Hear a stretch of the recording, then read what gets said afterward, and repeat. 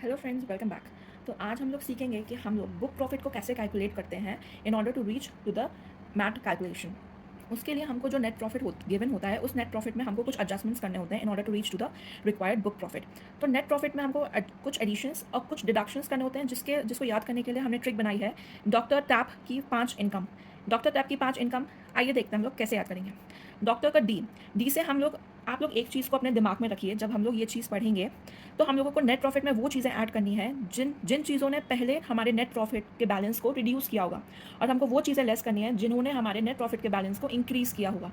जब हम लोग रिवर्सल इफेक्ट देंगे तब हम जाकर बुक प्रॉफिट पर पहुंच पाएंगे।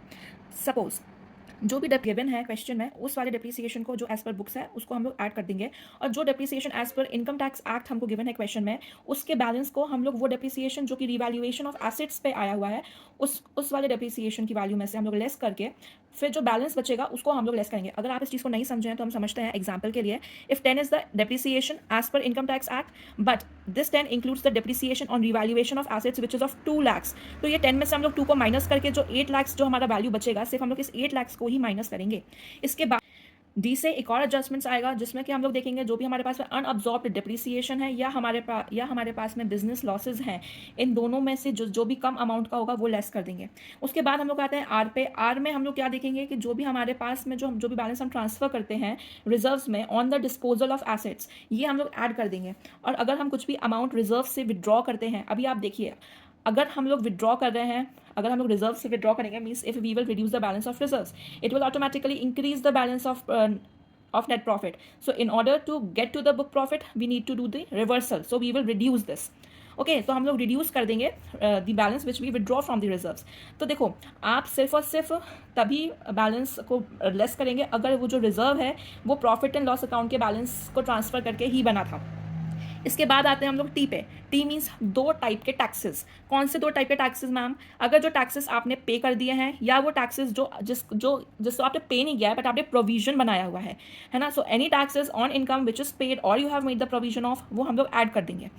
ओके और इसके बाद में कोई भी डेफर्ड टैक्सेस का डेबिट बैलेंस होगा तो उसको भी हम लोग क्या कर देंगे, ऐड कर देंगे।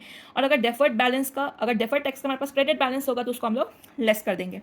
उसके बाद हम लोग देखेंगे A is for, just remember it like the appropriations, means आपने नेट प्रॉफिट्स को बांट दिया है। आपने बांटा कैसे मैम? अगर आपने बांटा है तो आपने तो अगर आपने बांटा है तो आपने या तो अमाउंट को जो आपने ट्रांसफर कर दिया है रिजर्व्स में, है ना, आपने अमाउंट्स को जो नेट प्रॉफिट है उसमें से निकाल कर अगर आपने रिजर्व्स में ट्रांसफर कर दिया है, so which is reducing the balance of net profit. So to give the reversal effect we will add back okay any dividend which you have proposed और you have paid the dividend. हम लोग profits को dividend के form से बांट देते हैं, हम लोग पे कर देते हैं, प्रपोज कर देते हैं, तो इस बैलेंस को भी हम लोग ऐड बैक कर देंगे। उसके बाद में हम लोग देखेंगे 2 प्रोविजंस हम लोग किस चीज़ के लिए बनाएंगे, हमारे लॉसेस से बचने के लिए। तो जो भी अनअसर्टेन लाइबिलिटी होगी या जो भी लॉस होगा in the value of assets, इन दोनों ही चीज़ों का प्रोविजन बनाएंगे और इस प्रोविजन को हम लोग ऐड बैक कर देंगे। अब हम लोग देखेंगे कि कौन सी वो 5 इनकम्स हैं जिसके बारे में हम लोग बात करेंगे। 5 इनकम्स में हमारी जो फर्स्ट इनकम आती है वो आती है हमारी निल रेटेड इनकम। अब आप लोग एक चीज़ ध्यान रखेंगे कि जो भी इनकम्स आएंगी, इनकम्स को हम लोग हमेशा लेस करेंगे, क्योंकि इनकम से हमारे प्रॉफिट्स जो हैं वो बढ़ते हैं, तो उसका रिवर्सल इफेक्ट देने के लिए हम लोग लेस करेंगे। और जो भी एक्सपेंडिचर्स हमने इनकर करे हैं in order to earn those incomes, हम लोग उस चीज़ को हम लोग ऐड बैक कर देंगे। तो कोई भी पहला हमारी इनकम होती है निल टैक्स की इनकम।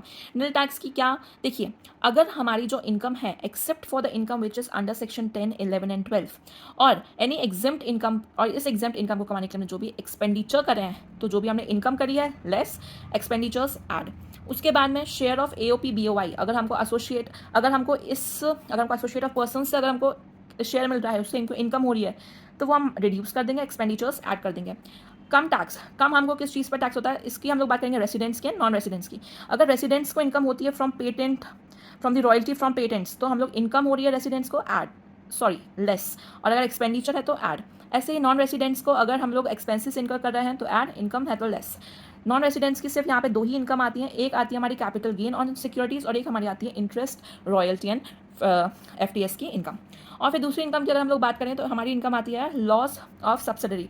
अगर हमारी सब्सिडरी से हमको लॉस हो रहा है तो हम इसको ऐड बैक कर देंगे रिवर्सल इफेक्ट देने के लिए। और अगर प्रॉफिट हो रहा है हमको 6 इंडस्ट्रियल यूनिट से, तो उसको हम लोग लेस करेंगे। So the profits are been added and the profits are been reduced and the losses are been added. उसके बाद हम लोग नोशनल इनकम की अगर बात करें तो देखो, notional losses on exchange of SPV, that is a special purpose vehicle. अगर हमको स्पेशल पर्पस व्हीकल में नोशनल लॉस हो रहा है एक्सचेंज करने पर, तो वो हम लोग ऐड कर देंगे, और कोई भी नोशनल गेन हो रहा है तो वो हम लोग रिड्यूस कर देंगे। तो यानी कि हमको याद रखना है ये ट्रिक, इससे हमारा जो मैट का प्रोविज़न है वो आराम से सॉल्व हो जाएगा।